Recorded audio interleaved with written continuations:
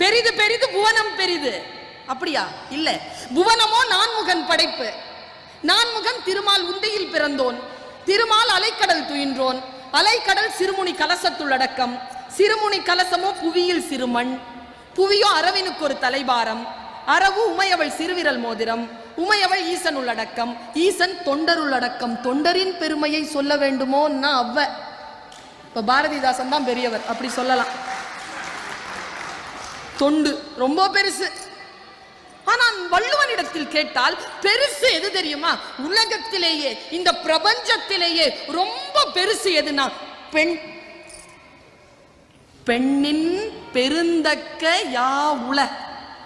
இந்த உலகத்திலேயே பெண்மையை விட பெருசு வேற எதுவுமே இல்லடா. ஏன் தெரியுமா? கற்பெனும் திண்மை உண்டாக பெறின் என்று முடித்தான்.